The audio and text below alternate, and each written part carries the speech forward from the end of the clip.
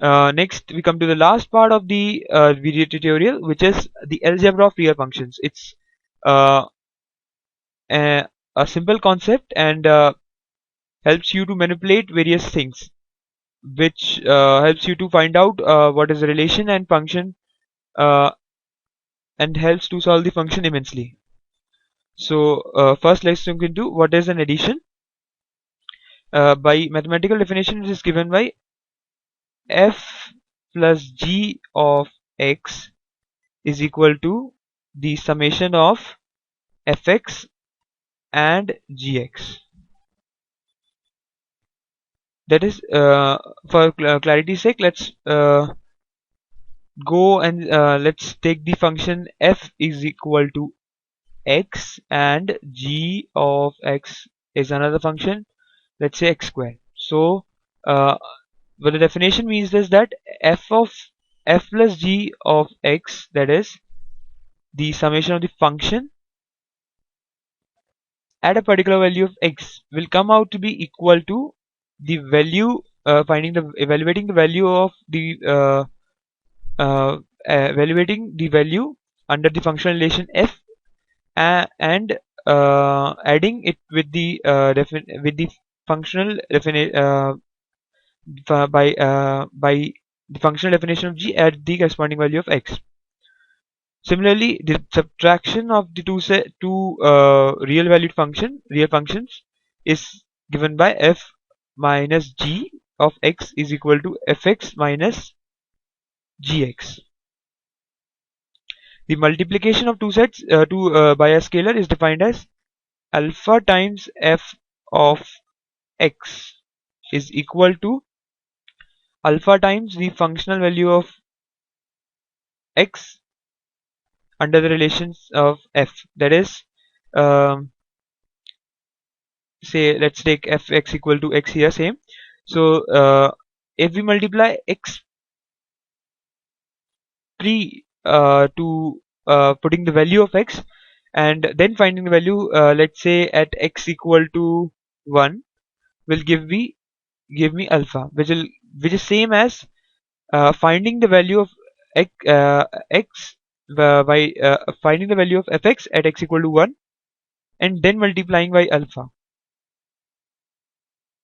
that is alpha into 1, which comes out to be same as alpha. So both the values are same, so it holds for the real functions. And the next is that the multiplication of two real functions, that is fg of x, that is fx into gx, which, as you can work out from this definition, fgx is equal to x into x square, which is equal to x cube. The quotient of two functions is defined by taking two functions, f by g of x is equal to fx upon gx, where gx is not equal to 0, as we have seen in the rational functions.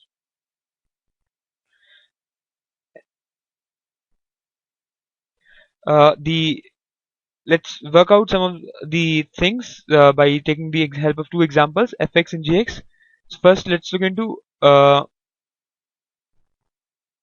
what is. Let's plot the graph of fx first.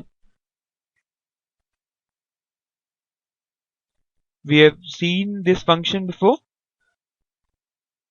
as you recall, and gx is equal to something like this,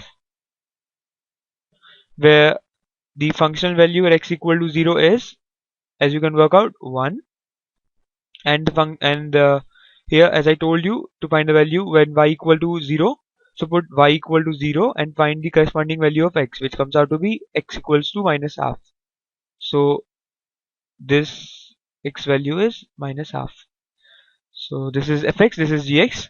Let's look into the basic algebra as we have seen in the last slide. F plus g of x will come out to be x square plus 2x plus 1. F minus g of x will come out to be x square minus 2x minus 1. Alpha times fx will this will come out to be alpha x square. Fx into g of x will come out to be x square into 2x plus 1, which is equal to 2 of x cube plus x square, and f by g of x is equal to x square upon 2x plus half. And its domain, as you will note, that gx should not be equal to 0. That is, its domain is r minus where gx comes out to be 0. That is, x equals to minus half. Here let's look into how to sketch a simple graph.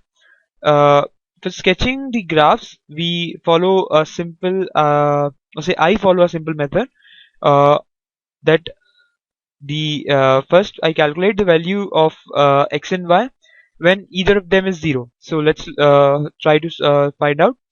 Draw the axes first, the y-axis, the x-axis.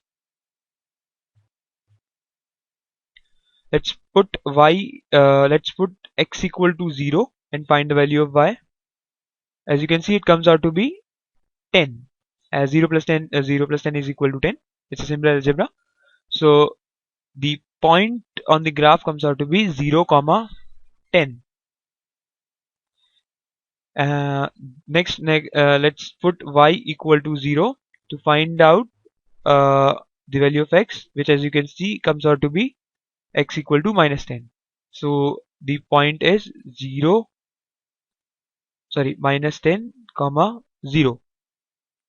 So to find the complete graph, we need many more values, and seeing the pattern, we work out approximately what the graph is. To plot the complete graph, you should have a find the value at each of the points and find and plot it. So let's take a general view of how the graph will look like by taking another one or two values. So let's work out at x, what is the value at x equal to minus 5. Y is equal to minus 5 plus 10, that is equal to 5. So the point will be minus 5, 5. As we'll work out one or two more values, you'll find that it is the graph of this function is a straight line joining the points minus 10, 0, 5, minus 5, 5, and 0, 10, and so on, extending from minus infinity to plus infinity. Thank you. I hope this video tutorial was helpful in understanding some of the most essential topics and developing the general concept of what is a function. Thank you.